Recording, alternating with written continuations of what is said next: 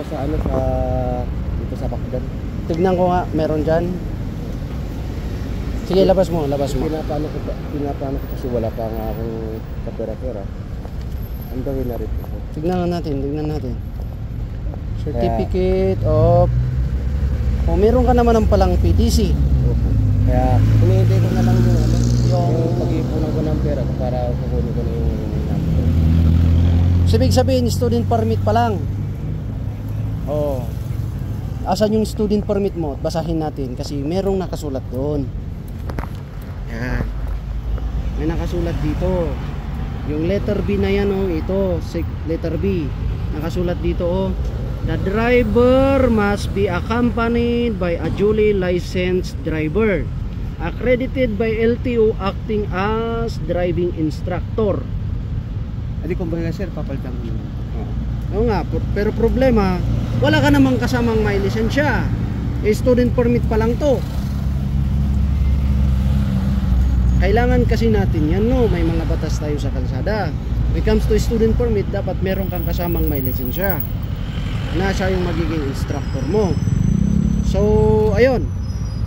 Ang nakita nating violation, unauthorized accessory, driving in sleeper. Tapos ito, wala kang license kasi ang student permit ay hindi license. Ulit, magbibilang tayo sir ah. Unang-una, driving in sleeper, unauthorized accessory, driving without license kasi student permit pa lang, hindi to license.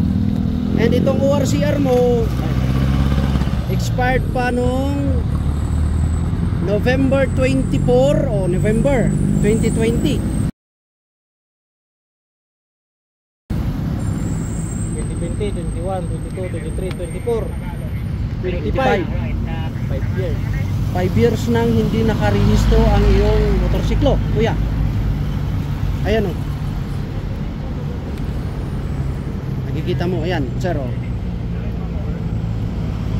November 24, 2020. For the whole duration of month of November ng 2020, rehistrado ka. Pero noong December 2020, unregistered na to. Hanggang ngayon, unregistered, hindi pa rin nakarehistro ang motor. So, hello once again, this is your Highland Travelers, mga sir and ma'am. Kung sakali mang inabot or umabot sa atin itong video na ito, kung nandito ka na sa part ng video na ito is sana po sir and ma'am, no, na siguraduhin po natin when we are driving our motor vehicle or motorcycle on the road, ensure po nating nakarehistro. Kasi ang unregistered na violation is impoundable na po yan. So ingat po tayo lagi sa kalsada. Shout out po sa ating followers, si Sir Marshall Cushion. Okay? Shout out sa mga men in uniform ng Cordillera. Well, wag makakaasa po kayo serbisyo ng ating kapulisan dito sa Cordillera. So sa mga followers po natin dyan, pag napapanood nyo po yung ating video, okay? Pag student permit, kailangan may kasama po tayong duly license acting as our driving instructor. Okay? And sana po no, nabigyan po kayo ng paalala. Iwasan po natin ang ganitong mga violation kasi mahal po ang penalty. Once again, this is your Highland Travelers. Maraming salamat po sa pag-like, follow, and share po sa ating mumunting video na ito. Hoping po na na-educate natin yung mga iba, mga kapwa nating riders and drivers para makaiwas po sila sa huli.